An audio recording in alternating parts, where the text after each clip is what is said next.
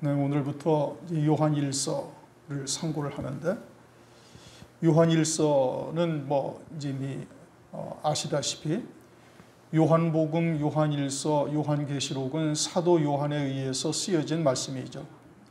요한계시록은 이미 이제 우리가 들여다본 것처럼 상당히 난해하고 어려운 곳이고, 그럼 요한일서는 어떠한가? 요한일서는 요한복음보다 더 영적인 깊이가 더 훨씬 더한 그와 같은 말씀인 겁니다. 요한복음도 사실은 마태복음이나 마가복음, 누가복음보다 훨씬 어려운 곳이죠. 해석을 할 수 있는, 온전한 해석을 할 수 있는 그러한 참 말씀이라기보다는 너무 어려운 곳이기든지 한 것이에요, 요한복음 자체가. 그런데 요한일서는 요한복음보다 영적인 깊이가 더 깊어요. 그러니까 이것은 그냥 어떻게 그냥 대충 듣다 보면은 뭔 소리인지 하나도 모르고 그 말씀이 그 말씀 같고, 지금 읽어도 그렇잖아요. 읽어도 그 말씀이 그 말씀 같고 뭘 말씀하고자 하시는지를 제대로 잘 찍어낼 수가 없죠. 뽑아낼 수가 없다 이겁니다. 그러니 이제 들을 때도 역시 마찬가지예요. 들을 때도 아주 집중을 해서 이게 무엇을 말씀하는 것인지, 목사가 뭘 지금 말하고자 하는 바가 무언가를 정확하게 딱 듣지 아니하면 오늘 예배 헛들여요. 어렵다 이겁니다. 그러니까 아주 집중을 해서 들어야 될 것이고, 그리고 이제 이와 같은 말씀을 듣기 위해서는 여러분들이 이제 미리 말씀을 들여다보고 기도하고, 그리고 나와서도 또 하나님의 말씀을 또 묵상해보고 이것이 무엇인지 단 한 가지라도 우리가 미리 이제 생각을 해보고 온다면은 이제 목사가 증거하는 하나님의 말씀과 그것이 어떻게 다른가를 보면서도 이제 더 확실하게 깨달을 수가 있고, 만약에 여러분들이 묵상하여 생각해온 그와 같은 하나님의 뜻이 목사가 증거하는 말씀과 딱 일치를 이루게 되어진다면은 그건 어마어마한 기쁨이죠. 그건 여러분들이 평생에 가도 잊어버리질 않습니다. 그렇게 깨닫고 들은 말씀은 평생 가도 잊어버리지 아니하는 거예요. 그러니까 하나님의 말씀을 우리가 이제 같이 듣는데, 어떻게 들어야 더 하나님의 말씀을 온전히 깨달을 수 있는가? 미리 여러분들이 기도하고 묵상하고 그러고 오셔야 온전히 깨달을 수가 있습니다. 오늘 이제 1장 1절부터 2절까지의 말씀을 상고할 예정인데, 이 말씀을 읽어도 그렇죠. 예수 그리스도께서 이 땅에 나타나셨다는 뜻이로구나. 2절 보니까 이 생명이 우리에게 나타내신 바 된 자라. 예수 그리스도가 이 땅에 육신을 입고 오셔서 이제 우리에게 그와 같은 하나님의 말씀을 증거하고, 이것을 우리가 이제 들었고 또 보았고, 그리고 이제 제자들은 손으로 만지마가 되었었으니까 그것을 말하는가 보다. 그거 아닙니다. 그런 말씀이 아닌 거예요. 그러니까 이제 그거는 문자로 나타난 말씀이고, 그 안에 담겨져 있는 뜻은 전혀 그런 뜻이 아닌 거예요. 물론 이제 그런 문자적인 의미, 겉으로 나타난 그 말씀도 우리가 이제 깨달아야 되죠. 그렇게 이제 깨달아야 되는데, 실상은 무엇이 이게 하나님의 무엇을 말씀하고자 하시는가? 한번 들어보도록 하겠습니다.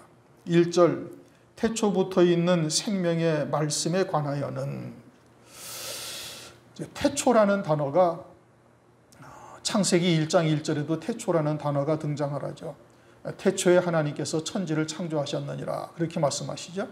그러니까 창세기 1장의 태초는 이제 천지 만물을 그리스도께서 창조하시는 것에 대해서 이제 방점을 찍고 이제 거기에 대해서 말씀을 하고 계셔요. 그런데 이제 요한복음 1장 1절을 보면 요한복음은 태초에 말씀이 계시니라, 이렇게 말씀하시죠.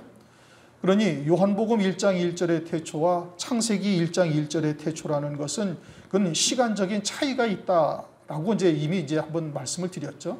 요한복음을 들으신 분들은 이제 자세히 설명을 했으니까, 창세기 1장 1절은 이와 같이 천지 만물을 지으신 때의 처음 시작, 태초, 그때를 말씀하시는 거예요. 그런데 요한복음 1장 1절에 태초에 말씀이 계시니라는 것은 이 물질 세계가 지어지기도 이전이고 또 영의 세계도 지어지기 이전이에요. 이게 천사나 또는 마귀나 이런 것들도 있기도 이전에 그때의 태초의 말씀이 계시니라. 그 말씀이 계시니라라는 것은 아버지로부터 나오신 거예요. 그러니까 하나님의 나라는 영원 무궁세계죠. 영원 무궁세계고 하나님의 나라는 시작도 없고 끝도 없어요. 영원 무궁하다는 말씀이에요. 그런데 그러면 하나님의 나라의 태초 시작점이 있습니까? 없잖아요. 이건 뭐 히브리서 7장에 이제 멜기세덱에 대해서 말씀하실 때 멜기세덱은 생명의 시작도 없고 끝도 없고 아비도 없고 족보도 없다. 하나님의 아들과 방불하다. 하나님의 아들이라는 얘기죠. 그러니까 하나님은 시작도 없고 끝도 없어요. 그러니까 태초라는 단어가 하나님에게 해당이 돼요, 안 돼요? 해당이 안 되는 거예요. 그러면 이 영원 무궁세계, 이렇게 물질 세계가 있기도 이전에 영의 세계가 있는데 영의 세계가 있기도 그 전에요. 이 아무런 것도 없이 하나님만이 홀로 계시는 그때 근데 그 하나님의 나라는 영원한 말이에요. 시작도 없고 끝도 없이 영원 무궁한 세계인데 그때 태초라고 딱 어느 한 지점을 딱 시작을 점을 딱 말씀하신 거예요. 그러면 영원한 하나님의 나라에서의 딱 어떤 한 시작점은 그건 무엇을 말하느냐? 그건 요한복음 1장 1절에 태초에 말씀이 계시니라를 말하는 거예요. 영원한 하나님의 나라에서 하나님 아버지의 기쁘신 뜻을 이루시기 위해서 그 하나님 아버지의 기쁘신 뜻은 뭐냐? 그건 에베소서 1장 3절에서 6절까지 쭉 말씀하고 있어요. 하나님의 아들들에게 신령한 하늘의 신령한 복을 주시려고 창세전에 그리스도 안에서 구속하시고 하나님께서 그들을 아들들이 되게 하셨느니라 라는 하나님의 기쁘신 뜻을 가지시고 그 뜻을 이루기 위해서 성자 하나님이 태초의 말씀으로 딱 나오신 거예요. 이게 태초예요. 이게 하나님의 나라가 태초가 있다는 것이 아니고 하나님에게는 태초라는 단어가 상관할 수가 없죠. 관계될 수가 없죠. 하나님은 영원 무궁, 영원히 세세토록 시작도 없고 끝도 없고 그러시는 하나님인데 그런데 태초의 말씀이 계시니라 또 태초부터 있는 생명의 말씀이라는 것은 무엇을 의미하느냐? 그것은 하나님 아버지께서 그 기쁘신 뜻을 가지시고 그 뜻을 이루시기 위해서 성자 하나님이 아버지로부터 나오신 때, 요 때가 딱 태초다 이 뜻인 겁니다. 무슨 얘기인지 이해가 되셨습니까? 그러니까 그 태초라는 이 때는 지금 천사가 있어요 없어요? 마귀가 있어요 없어요? 마귀도 없어요. 천사도 없어요. 그러면 이 천지와 만물이 지어졌어요 안 지어졌어요? 안 지어진 때다 이겁니다. 아무것도 없는 그냥 하나님만이 홀로 영화로우신 때에 하나님 아버지께서 기쁘신 뜻을 가지시고 그리고서는 성자 하나님이 아버지로부터 출생하신 거예요. 나오신 거예요. 그래 성자 하나님이 나오신 그때가 언제? 그때가 태초다 이겁니다. 그때 우리의 구원이 처음으로 시작된 그 시점이 태초인 것이고 그 태초에 하나님의 말씀이 이제 그 성자 하나님이 나오신 것이죠. 그러면 이 태초라는 단어는 뭘 말하는 거예요? 태초에 말씀이 계시니라 라는 의미와 같이 태초는 하나님 아버지께서 성자 하나님을 낳으신 때 아버지의 기쁘신 뜻을 이루시기 위해서 성자 하나님이 나오신 때가 그때가 태초예요. 그러니까 그때는 마귀도 없고 귀신도 없고 천사도 없고 물질 세계는 더더군다나 없는 그와 같은 영원한 세계 가운데 성자 하나님이 나오신 때가 요 때가 태초다 이겁니다. 무엇을 위해서? 아버지의 뜻을 이루시기 위해서 나오신 거예요. 그때가 태초인데 근데 그 태초부터 있는 어떤 말씀이라고? 생명의 말씀이다 이렇게 말씀하셔요. 요한복음 1장 1절에서는 그냥 태초에 말씀이 계시니라 이렇게 말씀하셨잖아요. 그런데 이제 요한복음은 제가 이제 새벽 시간에 말씀을 하면서 설교를 하면서 말씀을 드린 것처럼 요한복음에는 이 생명이라는 단어가 4개 복음서 중에 제일 많이 나와요. 그 생명이라는 단어는 어떠한 뜻이냐 하면은 육신의 목숨 요 생명을 말하는 것이 아니라 영원한 생명을 말하는 것이다 이렇게 말씀을 드렸어요. 그 영원한 생명을 말하는 것인데 그 단어가 요한복음에서는 뭐 37번인가 몇 번이 나와요. 뭐 마태복음, 마가복음, 누가복음에서는 그냥 뭐 마태복음에서는 뭐 7번, 뭐 누가복음에서는 뭐 3번, 뭐 이런 식으로 그저 몇 번밖에 안 나오는데 요한복음에서는 그냥 30-40회 정도가 등장을 하는 거예요. 그러니까 요한복음은 어디를 말하는 거예요? 그 생명에 대해서 쭉 말씀하고 계시는 거예요.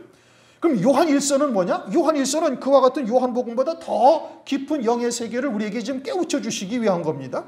그러니까 태초부터 있는 생명의 말씀이라는 뜻은 뭐냐면 그 말씀이 곧 뭐라는 거예요? 영원한 생명이다 이 뜻이에요. 그렇죠?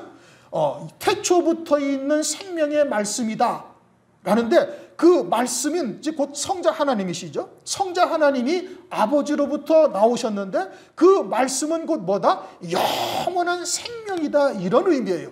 그래서 요한복음 1장 4절에도 요한복음 1장 1절에 태초에 말씀이 계시니라 라고 말씀하시면서 1장 4절에 가면 그 안에 생명이 있고 그 생명은 사람들에게 빛이다 이렇게 말씀하셔요. 그래서 그 생명이라는 것은 어떠한 생명? 영원한 생명을 말하는 거예요. 육신의 목숨이 아니라 영원한 생명. 그러면 하나님 나라에서는 영의 세계가 지어지기도 전에 하나님의 나라는 어떠한 나라라는 거예요? 생명의 나라요 생명의 세계라는 것이고 이 말씀이 곧 뭐라는 거예요? 말씀이 곧 생명이다 이런 의미예요. 말씀이 곧 생명이다. 여기까지는 이해가 되셨죠? 그런데 이제 2절을 보면은 이제 우선 이제 문자적인 의미는 제가 처음에 말씀드린 것처럼 태초부터 있는 생명의 말씀에 관해는 예수 그리스도죠. 그리스도죠. 우리가 들은 바요 눈으로 본 바요 주목하고 손으로 만진 바라 이 생명이 나타내신 바 된지라 이 영원한 생명을 우리가 보았고 증거하여 너희에게 전하노니 이는 아버지와 함께 계시다가 우리에게 나타내신 바 된 자니라. 이제 요 말씀을 그냥 문자대로만 딱 보면 예수 그리스도께서 아버지와 함께 계시다가 육신을 입고 이 땅에 오셔서 우리에게 그분이 보여주시고 그리고 나타나셨고 그리고 우리도 손으로 다 만진 바가 되었다. 요거를 지금 의미하는 것이다 라고 이제 볼 수가 있어요. 그런데 이제 문제는 3절인 겁니다. 3절을 한번 읽어보십시다. 우리가 보고 들은 바를 너희에게도 전함은 자 지금 사도 요한이죠. 우리 사도 요한이 보고 들었다. 그리고 그것을 너희에게도 전함은 너희도 이 말씀을 듣는 자들도 이제 오늘날 우리까지도 해당이 되는 겁니다. 너희도 우리와 사귐이 있게 하려 합니다. 누구와? 우리와. 그러면서 우리의 사귐은 아버지와 그 아들 예수 그리스도와 함께 함이다. 이렇게 말씀하셔요. 2절 마지막에는 하나님이라는 단어가 없어요. 그렇죠? 그냥 아버지와 그 아들 예수 그리스도와 함께 한 것인데 그것이 우리의 사귐이다. 누구와? 사도 요한과의 사귐이다 이거예요. 그럼 사도 요한이 지금 누구와 사귀었다는 거예요? 아버지와 그 아들 예수 그리스도와 사귀었다는 뜻이에요. 거기서는 아버지와 아들밖에 없어요. 뭐 전능하신 하나님, 창조주 하나님 이런 말이 없고 그냥 아버지와 그 아들 예수 그리스도와 함께합니다. 그것이 우리 지금 사도 요한도 나도 아버지와 그 아들 예수 그리스도와 함께하였고 그것이 우리의 사귐이다 이렇게 말씀하시는데 예수 그리스도가 그 누구라고요? 무엇이라고? 생명이다 이겁니다. 말씀이 육신을 입고 오신 분인데 말씀이 육신을 입고 오신 분인데 그 영의 세계가 있기도 전에 물질 세계도 있기도 전에 그 주님은 무엇으로 계셨어요? 생명으로 계셨다 이 뜻이에요. 영원한 생명 시작도 없고 끝도 없고 낳은 자도 없고 영원한 생명으로 주님이 계셨고 그리고 사도 요한도 나도 아버지와 그 아들과 함께 하였는데 거기서 나도 그분들과 사귀고 있었다. 교제하고 있었다. 그러면 사도 요한도 무엇로 교제하고 있어요? 영으로 교제하고 있어요? 육체로 교제하고 있어요? 그러면 이것이 육체로 오신 예수 그리스도를 만났다는 얘기입니까? 아니란 말씀이에요. 그렇죠? 그게 아니고 아버지와 아들, 그 아들은 생명의 말씀으로 나오셨고 아버지와 아들, 아버지도 뭐예요? 그럼 아버지도 영원한 생명으로 계신 거예요. 아버지도 영원한 생명으로 계셨고 그 아들이 태초의 아들이 생명의 말씀으로 계셨는데 그 아들도 뭘로 계셨다고요? 영원한 생명으로 계신 거예요. 그리고 나도 사도 요한인 나도 그 아버지와 아들과 그때 사귀고 있었다 이거예요. 교제하고 있었다 이거예요. 교제하고 있었으니 나도 곧 무엇으로 있었다는 얘기? 생명으로 존재하고 있었다 이겁니다. 무슨 뜻인지 이해가 되셨습니까? 이제 그러면 이제 1절과 2절 말씀이 이제 완전히 다른 내용으로 다 바뀌는 거예요. 아, 이 말씀이 곧 무엇에 대해서 말씀하시는 거예요? 우리의 영원한 생명에 대해서 말씀하시는 거고, 그 생명의 말씀이 태초부터 있는 생명의 말씀과 나도 사도 요한도 거기서 교제를 하고 있었던 거예요. 우리의 사귐, 너희로 우리와 사귐이 있게 하려니니 우리의 사귐은 아버지와 그 아들 예수 그리스도와 함께합니다. 그러면 이 물질 세계가 지어지기도 이전이요, 또는 천사와 마귀도 있기 이전, 영의 세계가 있기도 이전에 그때 사도 요한이 어떻게 됐다는 거예요? 아버지와 그 아들 예수 그리스도와 사귐이 있었고, 이 사귐이 너희들도 그 사귐이 있다는 것을 내가 지금 얘기하고 있다라는 뜻입니다. 이해가 되셨습니까? 성자 하나님은 성부 하나님께서 낳으셨어요. 그렇죠?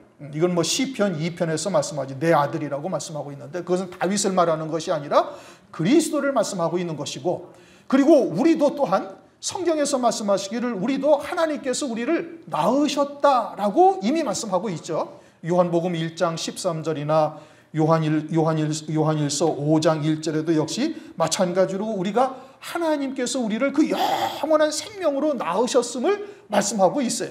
그러니까 이 천지와 만물을 지으시기 이전, 또 그 이전에 영의 세계가 지어지기도 이전, 영물들이 창조되기도 이전에, 그 이전에 하나님 아버지 하나님께서 홀로 계셨는데 하나님께서 그 기쁘신 뜻을 정하시고 그때 성자 하나님이 생명의 말씀이 그때 출생하신 것이죠. 나오셨어요. 아버지께로부터 낳은 바 되어져서 성자 하나님이 출생하셨는데 성자 하나님은 독생자다라고 성경에서 말씀하셔요. 독생자라는 의미는 뭐냐? 하나님 아버지의 모든 영광과 모든 권세가 동일하신 분이다라는 뜻이죠. 그러니까 성자 하나님은 나오실 때 아예 하나님으로 나오신 거예요. 그래서 아버지의 모든 영광과 모든 권능을 다 가지신 분으로서 독생자로 나오신 것이고, 우리는 그저 생명적 아들로 출생하였다라고 이제 성경에서 말씀하시는 거예요. 그래서 그 증거가 뭐냐? 그것이 이제 욥기서 37장 8절, 하나님께서 욥기서 38장을 보면은 하나님께서 이 천지와 만물을, 욥기서 이제 거의 마지막 부분이죠. 욥이 어마어마한 고난을 겪고, 그리고 나서 이제 정말 너무 고통스러우니까 이제 하나님 나를 그냥 좀 데려가셨으면 좋겠다, 이와 같이 하면서 내가 하나님 앞에 온전한 의의를 행하니까 나는 내 날이 그저 모래같이 많고 나의 끝은 그냥 하나님 앞에서 그때까지 이와 같은 복을 받으며 선종하리라고 생각을 했던 건데, 어마어마한 고통이 다가오니까 이게 도대체 무슨 뜻인지 알지를 못하는 것이죠. 그때 이제 마지막으로 38장에 하나님께서 나타나셔가지고 욥에게 말씀하십니다.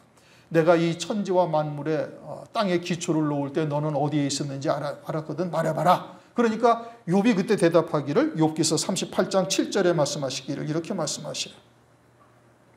그때 새벽벌들이 함께 노래하며 하나님의 아들들이 다 기쁘게 소리하였었느니라.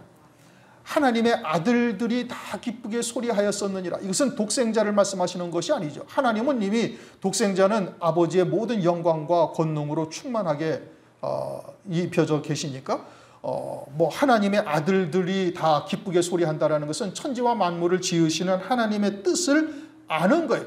우리들로 하여금 하늘 위에 예비하신 영광을 영원히 누릴 수 있도록 하시기 위해서 이 천지와 만물을 지으시고, 그리고 우리에게 영을 지어 입히시고, 이제는 그와 같은 육체를 또한 있게 하셔서 그런 이제 영생의 열매를 맺는 자들로 이 땅에 보내심 받게 되어질 것을 알고서 이제 하나님의 아들들이 기뻐하며 소리하였었느니라, 이렇게 말씀하고 있죠. 그러니 하나님의 아들들이 생명의 아들들로서 존재하고 있었고, 또 거기에 아들의 영을 입혀서 이제 이 땅에 육체를 입혀 보내실 것을 알고 있었던 것이죠.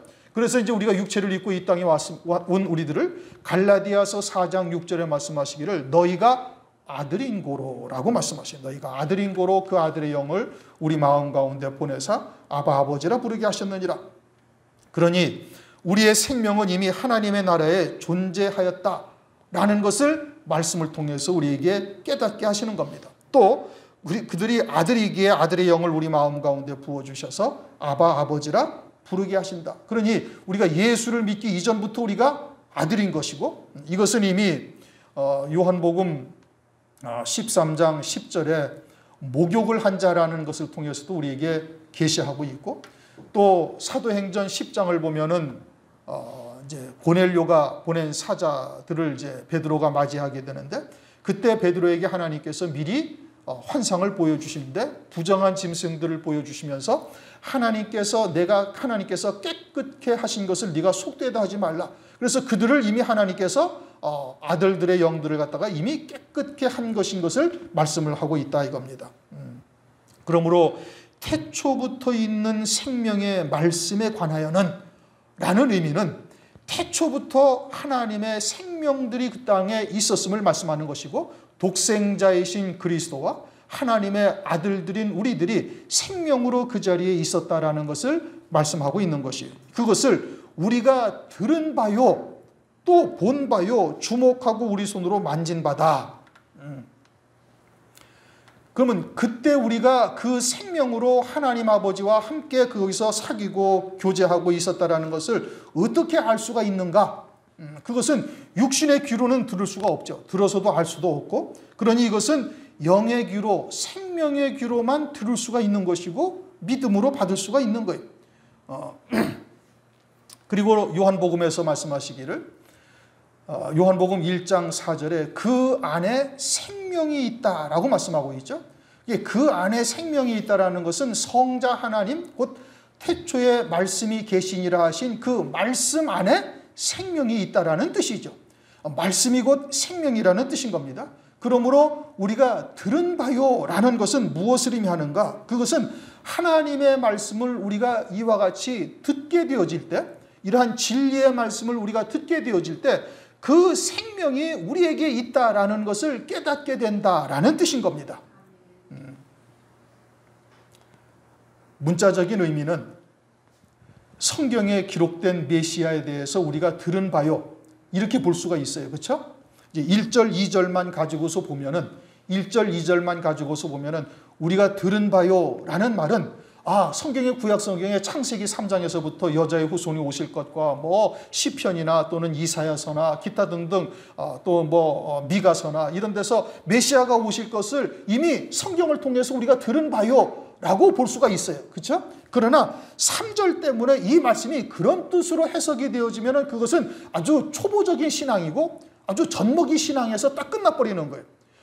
이 말씀의 초점은 뭐냐? 이게 생명의, 태초부터 있는 생명의 말씀이고, 태초부터 있는 생명의 말씀과 사도 요한이 이미 사귐바되어져 있고, 그리고 우리도 아버지와 그 아들 예수와 함께 사귐바되게 함이라 이겁니다. 우리도 그 안에서 교제하게 하려 합니다. 이 뜻이에요. 그러니까 그 생명의 말씀이 있다라는 것은 우리도 그 생명으로 아버지로부터 낳은 바가 되어졌고, 그것을 우리가 들었다라는 것은 생명의 귀로, 영의 귀로 하나님의 말씀을 통해서 나라는 존재가, 나의 참 자아가 이미 태초에 하나님께서 그 아들 성자 하나님이 나오실 때 우리도 그 생명으로 낳은 바 되어졌고, 그것을 하나님의 말씀을 통해서 들을 때 내 생명이 거기에 있었고 아버지와 함께 교제하고 사귀고 있었다는 것을 깨닫는 자가 된다, 이런 의미인 겁니다. 어려운가요? 로마서 10장 17절에 이렇게 말씀하시죠. 믿음은 들음에서 나며 들음은 그리스도의 말씀으로 말미암느니라. 그러니까 내 안에 하나님의 영원한 생명이 내 안에 있고, 이 생명은 내가 육신을 입고 이 땅에 태어나니까 우리 부모가 어떻게 결혼을 해가지고 낳다 보니까 나를 낳았고, 그러다 보니 그 안에도 영원한 생명이 있었다라는 것이 아니고, 그 영원한 생명은 이 만물이 지어지기도 전에 또는 영의 세계가 있기도 그 이전에 하나님의 나라에 그 생명으로 아버지가 나를 낳으셨고, 그리스도는 독생자로 나오셨고, 우리는 생명으로 나와서 그러한 하나님의 말씀을 갖다가 우리가 성경을 통해서 하나님의 말씀을 듣고 보니 우리에게 그 믿음이 생기는 거예요. 그리고 그 믿음으로 말미암아 나도 그 영원한 세계에서 그 생명으로 존재하였고 그 생명의 영을 입혀 그리스도의 형상으로 세우시기 위해서 이 땅에 하나님의 정하신 때에 오늘날 이 마지막 때 우리를 육체를 입혀 이 땅에 보내셨다라는 것을 깨닫고 믿는 자가 된다 이겁니다. 그 믿게 되어지면 이제 우리에게 생명이 되어지는 거죠. 그리고 멜기세덱의 구원까지도 우리가 깨닫게 되죠. 하나님께서 이미 우리가 죄와 상관이 없는 그때 아담이 에덴 동산에도 있기 이전에 멜기세덱으로 말미암아 구원을 이루실 기쁘신 뜻을 정하시고 하나님께서 멜기세덱을 통해서 이루신 구원을 아담을 통해서 우리에게 보여주신 거예요. 나타내신 것이죠. 그래서 그것을 깨닫게 되어지니까 우리의 속사람은 정죄함이 없는 거예요. 이제는 예수 그리스도를 믿음으로 말미암아 내가 이제는 발도 다 씻은 자가 되어졌고 이제는 마귀로부터 이제는 그리스도와 함께 하늘에 앉힌 바가 되어진 존재가 되어지고 이 생명은 악한 자가 만지지도 못한다. 성경의 말씀이 기록되어져 있잖아요. 그러니까 이제는 내가 마귀가 아무리 나를 참소하고 어찌한다 할지라도 내 안에는 이제는 나는 하나님의 나라에서 이제는 이제 떨어질래야 떨어질 수 없는 온전한 구원받는 존재라는 확신이 내 안에 딱 들어서 있어요. 그래요, 안 그래요? 그래서 마귀의 어떠한 참소나 그러한 마귀의 그런 괴계에 있어서도 내가 흔들리지 아니하는 자가 딱 된단 말이에요. 그러면은 그 말씀이 내게 생명이 되어진 거예요. 하나님의 말씀이 내게 생명이 되어져서 내게로부터 그 생명이 나타난 바 된다 이 뜻인 겁니다.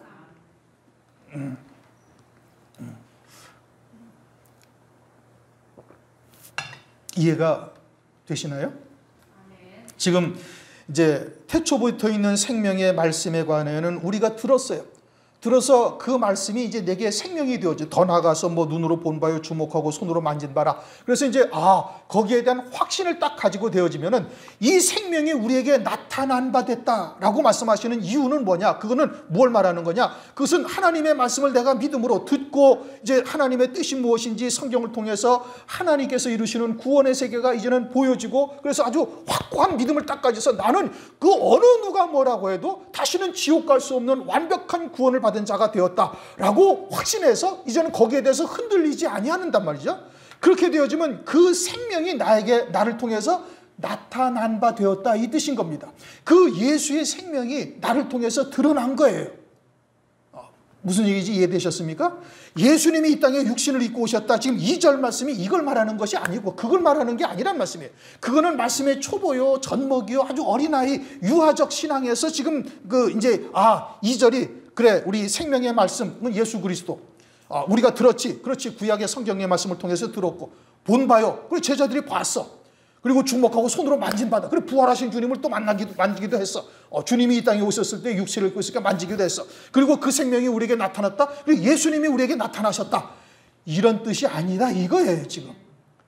이 말씀이 내 구원과 뭔 관계가 있는가를 지금 설명드리는 거예요. 그러니까 그와 같은 하나님의 말씀을 우리가 들어서 믿음으로 받았단 말이에요.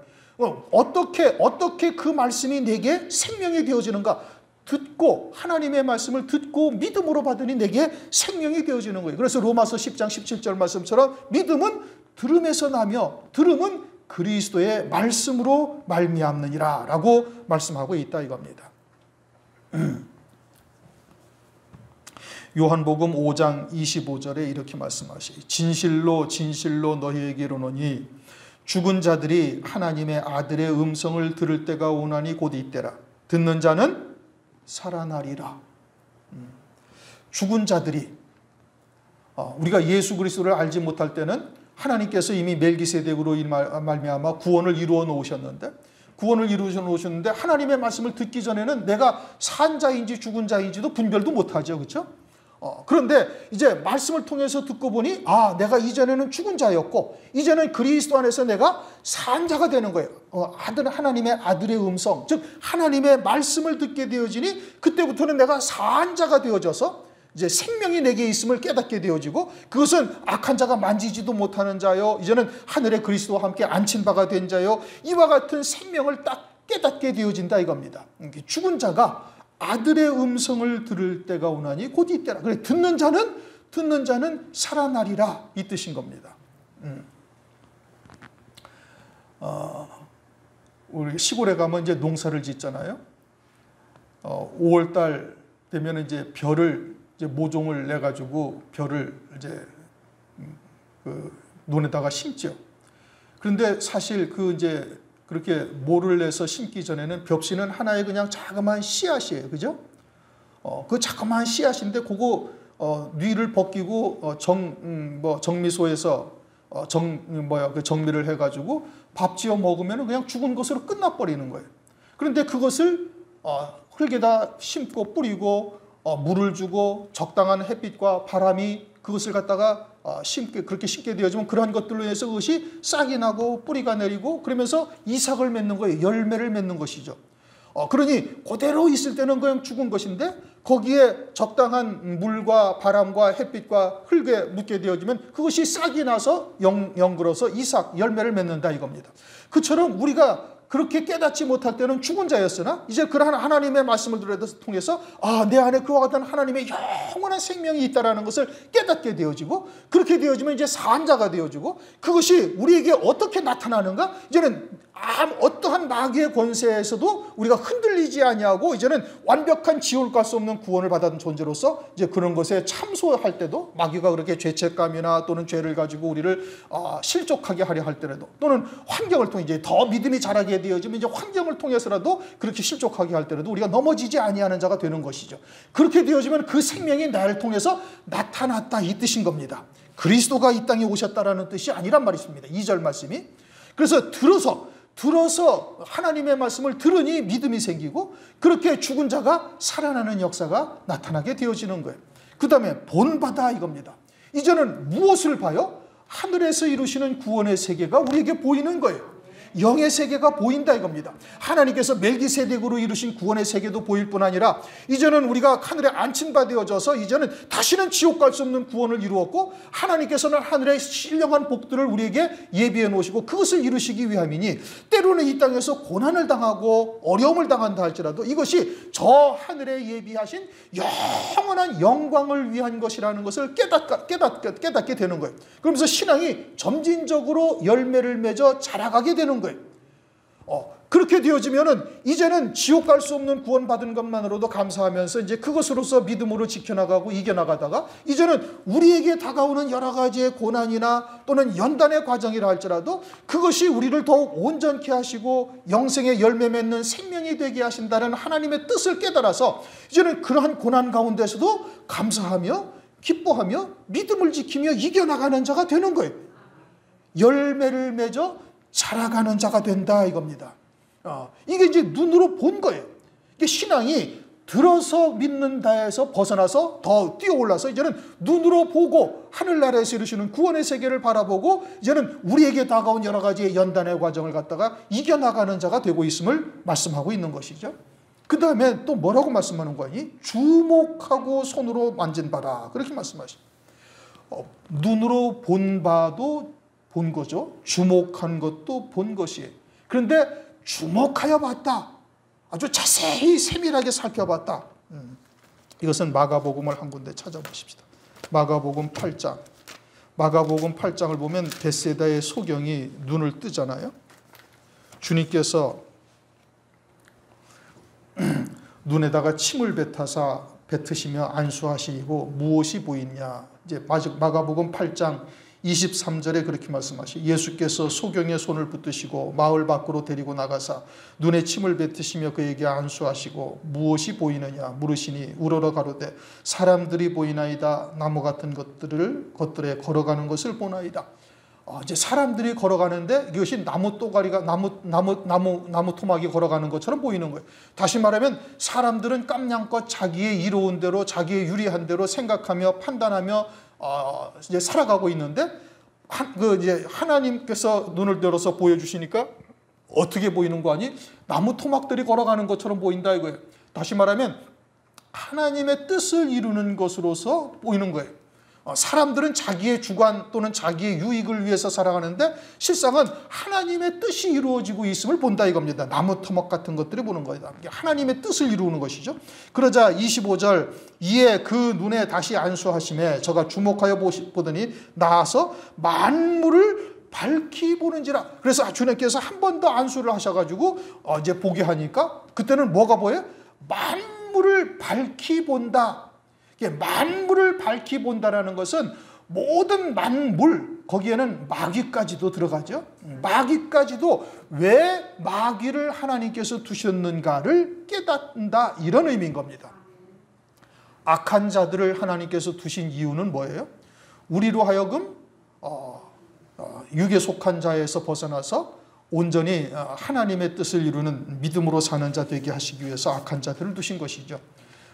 육신의 거역의 씨를 두신 것은 성령의 열매를 맺게 하기 위함이죠. 자기의 의가 아니라 성령의 열매를 맺기 위해서 우리에게 두신 겁니다. 예, 그와 같이 만물을 밝히 보게 되자니 악한 자들에게 하나님께서 권세를 주셔서 택하신 의로운 자들을 핍박하게 하고 그들로 하여금 환난을 겪게 하시는 이유도 다 밝히 보는 거예요. 무엇을 위한 거예요? 우리의 영광을 위한 것이다, 이겁니다. 더 나아가서 장차 환난을 두신 이유는 뭐냐? 적그리스도에게 하나님의 백성들을 죽이는 권세를 주셔서 그들로 순교당하게 하셔가지고 첫째 부활이라는 성도로서는 최고의 영광의 자리에 이르는 자로 세우시기 위해서 그들을 두셨다라는 것을 깨닫는 거예요. 그러니까 만물을 밝히 주목하고 만물을 밝히 보게 되어지니 그 신앙이 더 이제 성숙한 장성한 이제 아비의 신앙에까지 딱 이르게 되어지는 것이죠. 그렇게 되어지니까 우리 손으로 만진 바다, 이렇게 말씀하시죠. 어디를 만진 바가 된다는 거예요? 하나님 나라를 만진 바가 된다라고 말하고 있는 거예요. 요한복음 20장 26절 이하에 보면 도마에 대한 이야기를 이제 성경에 기록해 놓으셨어요. 주님이 부활하신 제자들 앞에 나타나셨을 때 거기에 10 제자들밖에 없고 도마가 어디 잠깐 나갔던 것이죠. 그래서 10 제자가 야, 우리가 부활하신 주님을 만났는데 실제로 신령한 몸을 입었다. 부활이다. 말씀하신 대로 부활하셨다라고 이제 도마에게 얘기하죠. 도마가 뭐라고 그래? 나는 내 손가락을 주님의 손바닥에 있는 못자국에 넣어보고 내 주먹을 주님의 옆구리에 난 창자국에 넣어보지 않으면 내가 믿지 못하겠노라. 그러자 이제 도마가 있을 때 나중에 훗날 다시 주님이 나타나셨어요. 나타나시고 도마에게 말씀하시기를 너는 만져본 거로 믿느냐? 그럼 보지 못하고 믿는 자가 복되도다, 이렇게 말씀하셔요. 그러면 도마에게 만져보라. 너는 나를 한번 만져봐라. 그러면 너 손가락으로 한번 여기 눌러보고 찔러보고 옆구리에다 한번 네 손 주먹을 한번 넣어봐라. 그래서 너는 만져본 거로 믿느냐? 보지 못하고 믿는 자가 더 복되다라고 주님께서 말씀하셨죠. 그러면 도마에게 하시는 말씀이 너는 만져보고 믿으라는 뜻입니까? 아니면 보지 아니하고도 믿는 자가 참으로 복이 되다라는 뜻이에요? 후자가 맞죠. 그러면 무엇을 보지 아니하고도 믿는 자가 복되다고 말씀하시는 거예요? 하늘 세계에 있는 그와 같은 하나님께서 이루시는 구원의 세계를 하나님의 말씀을 통해서 그렇게 믿는 자가 그것이 참으로 복이 된다라고 말씀하고 있는 겁니다. 믿음으로 누리는 자가 복이 된다라는 것이죠. 믿음으로 만져본 자가 되는 것이 그것이 복이 된다, 이겁니다. 그리고는 사도행전 2장 17절을 보면은 자녀의 신앙, 청년의 신앙, 아비의 늙은이의 신앙에 대해서 말씀하시는데 늙은이는 꿈을 꾸리라, 이렇게 말씀하셔요. 성령이 우리에게 충만히 임하게 되어지고 장로와 같은 아비와 같은 신앙이 되어지면 꿈을 꾼다는 것인데 그것은 하늘에서 이루시는 구원의 세계가 마치 꿈을 꿀 때 우리가 느끼고 만져보고 하던 것이 그처럼 우리가 하나님의 말씀을 통해서 믿음으로 그것을 이 땅에서 만지는 자, 누리는 자가 되고 있음을 말씀을 하고 있는 겁니다. 그렇게 만진 바가 되어지는 자, 이것이 이제 장로의 신앙이고 아비의 신앙이고 이제 성숙한 신앙이 되어지는 것이죠. 그렇게 되어지면은 장차 있게 되어질 첫째 부활의 영광도 역시 우리가 만진 바가 되어진 자가 되어졌을 때 그러할 때 온전한 순교를 이룰 수가 있고 두 증인으로서 사역을 감당해 나갈 수가 있는 겁니다. 그렇게 만진 바가 되어지는 신앙은 무엇이냐? 골로새서 1장 11절 말씀처럼 그 영광의 힘을 쫓아 모든 능력으로 능하게 하시며 기쁨으로 모든 견딘과 오래 참음에 이르게 하시고 그래서 세상에서의 고난 또는 환난 이와 같은 연단의 과정들을 넉넉히 이길 수 있는 자가 되게 하시는 겁니다. 그래서 환난 날에 죽이는 자 앞에서 비굴하게 그 육신의 목숨을 구걸하지 아니하며 믿음으로 이기는 자가 되는 것이죠. 오늘은 그냥 1절까지만 하겠습니다. 시간이 벌써 12시가 돼서 2절까지 하려면 시간이 좀 많이 걸릴 것 같아요. 우선 요한복음 요한일서 1장 1절 이 말씀은 생명에 관한 말씀을 하고 있는 것이다. 그리고 우리의 생명도 그때부터 이미 존재했다라는 것을 이제 3절을 통해서 우리가 이제 확인할 수가 있는 것이고, 그러므로 그 영원한 생명은 사람의 행위나 또는 뭐 사람의 어떤 선함으로 말미암아 주어지는 것이 절대 아니고, 그 영원한 하나님의 나라의 것은 하나님의 은혜로만 얻을 수가 있는 것이에요. 그 생명도 하나님께서 낳으셔야 되는 것이고, 그 생명이 더욱더 풍성해지는 것도 성령으로 하나님의 의의 열매를 맺게 되어질 때만 그 생명이 더욱더 풍성해지는 것이고, 그러니 하나님의 나라는 사람의 열심, 사람의 노력, 의지로서 이루는 것이 절대 아니다 이겁니다. 그리고서는 그 생명, 하나님의 생명의 말씀이 우리에게 이제 들은 바요, 본 바요, 주목하고 손으로 만진 바가 되어진다라는 것은, 그것은 하나님의 생명의 말씀을 통해서 우리에게 그 생명이 나타나는 것이죠. 믿음으로 하나가 되어져서 그 어떠한 마귀의 괴계에도 흔들리지 아니할 때 그 생명이 내게 나타난 바 되어지는 거예요. 그러니까 그것은 이미 내 안에 그 생명이 존재하는 겁니다. 악형을 받되 구차히 면하지 아니하였다. 히브리서 11장 35절 그렇게 말씀하시죠. 돌로 맞기도 하고 톱으로 켜임을 당하기도 하고 유리걸식하면서 그들은 세상이 감당하지 못할 신앙이 이제 믿음이 되어졌음을 말하는데, 그것은 그 안에 그와 같은 생명이 온전한 생명으로 자리하고 있다라는 뜻이죠. 그처럼 오늘날 우리가 하나님의 말씀을 들을 때 이 말씀이 우리에게 생명이 되어야 할 것이고, 그 생명이 된 것은 이제 믿음의 열매로 우리의 삶 가운데 그렇게 나타나게 되어지고 있다라는 것을 말씀을 하고 있는 겁니다. 이제 더 나아가서 이제 환난 날에 이루실 그와 같은 구원의 말씀까지 우리에게 생명이 되어진다면은 악한 자의 그런 죽이는 권세 앞에서도 우리가 절대 비굴하게 목숨을 구걸하지 아니하고 도리어 버릴 권세로 버리고 다시 얻을 권세로 얻는 자가 된다. 그것이 믿음으로 승리하는 것이요, 그것이 생명이 되었다라는 뜻인 겁니다. 우리 모두가 다 그와 같은 믿음의 자리에 다 이르실 수 있기를 주님의 이름으로 축원합니다. 기도하겠습니다. 하나님 아버지 감사합니다. 오늘 요한 1서 1장 1절 말씀을 우리가 상고를 했는데,